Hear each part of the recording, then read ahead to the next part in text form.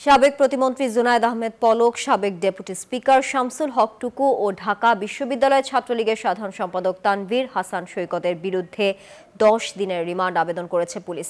বিকেলে ডিবি কার্যালয় থেকে সিএমএম আদালতে নিয়ে যাওয়া হয় এই তিনজনকে। এর আগে গোপন সংবাদের ভিত্তিতে ঢাকা মেট্রোপলিটন পুলিশের খিলক্ষেত থানাধীন নিকুঞ্জ আবাসিক এলাকা থেকে আত্মগোপনে থাকা সাবেক ডেপুটি স্পিকার শামসুল হক টুকু, সাবেক প্রতিমন্ত্রী জুনায়েদ আহমেদ পলক ও ঢাকা বিশ্ববিদ্যালয় ছাত্রলীগের সাধারণ সম্পাদক তানভীর হাসান সৈকতকে বুধবার রাতে গ্রেফতার করা হয়। পল্টন থানার মামলার তাদের গ্রেফতার দেখানো হয়েছে।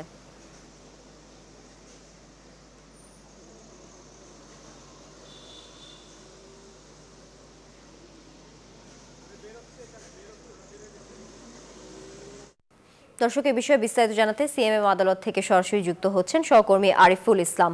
আরিফ, রিমান্ডের বিষয়ে আদালত এখনো কোনো আদেশ দিয়েছে কিনা বিস্তারিত জানাবেন। 100 গ্রাম রাঁধুনি হলুদ বা মরিচের গুঁড়ার সাথে 2টি এবং 200 গ্রামের সাথে 4টি রাঁধুনি স্বাদ মেশালি ফ্রি। কিছুক্ষণ আগেই কিন্তু দ্বাদশ জাতীয় সংসদের ডেপুটি স্পিকার শামসুল হক টুকুকে আদালতে তোলা হয়েছে।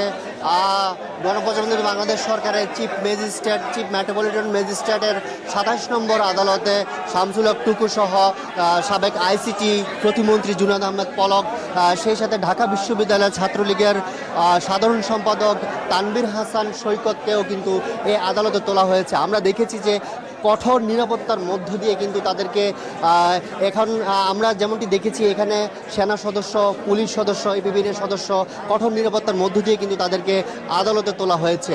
আর আমরা যেমনটি জেনেছি যে পল্টন থানায় দায়ের করা একটি মামলায় তাদেরকে গ্রেফতার দেখানো হয়েছে গতকাল। আর গতকাল ডিএমপি থেকে আমাদেরকে জানানো হয়েছে যে রাজধানীর খিলক্ষেতের নিকুঞ্জ থেকে একটি গোপন সংবাদের ভিত্তিতে একটি কক্ষে তারা অবস্থান করছিল, সেখান থেকে তাদের তিনজনকে গ্রেফতার করা হয়। গ্রেফতারের পরপরই কিন্তু গণমাধ্যমে ডিএমপি থেকে এই বিষয়টি জানানো হয়।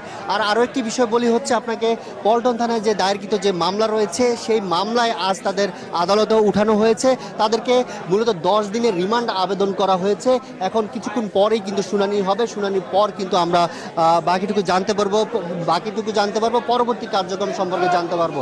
আরও একটি তথ্য বলি, সকাল থেকে কিন্তু সিএমএম আদালতে কিন্তু একের পর এক কিন্তু আলোচিত ঘটনার মামলাগুলোর কিন্তু সংবাদ বেরোচ্ছে। বিচারপতিরা কিন্তু আদালত রায় দিচ্ছেন। আমরা যেমনটি দেখেছি যে সকাল 11টায় সাবেক প্রধানমন্ত্রী শেখ হাসিনার বিরুদ্ধে একটি মামলা দায়ের করা হয়। এরপরে কিন্তু আবার দুপুর 1টার দিকে আরও একটি হত্যা মামলা দায়ের করা হয়। প্রথম যে হত্যা মামলাটি শেখ হাসিনার বিরুদ্ধে দায়ের করা হয় সেটি হচ্ছে মোহাম্মদপুরে 12 বছর বয়সী এক মাদ্রাসা শিক্ষার্থী, তাকে র্যাবের হেলিকপ্টার থেকে গুলি করা হয় এজাহারে এমনটি কিন্তু বলা হয়েছে। আর এরপরে কিন্তু আরও একটি মামলা দায়ের করা হয়। আর এখন চলছে হচ্ছে সাবেক ডেপুটি স্পিকার, সাবেক দ্বাদশ জাতীয় সংসদের ডেপুটি স্পিকার শামসুল হক টুকু, আইসিটি প্রতিমন্ত্রী পলক এবং ঢাকা বিশ্ববিদ্যালয় ছাত্রলীগের সাধারণ সম্পাদক তানভীর হাসান সৈকত, এই তিনজনকে ঢাকার 27 নম্বর আদালতে তোলা হয়েছে। তাদেরকে 10 দিনের রিমান্ড আবেদন করা হয়েছে। আমরা কিছুক্ষণ পরেই কিন্তু এর শুনানি আমরা আপনাদের জানাতে পারবো।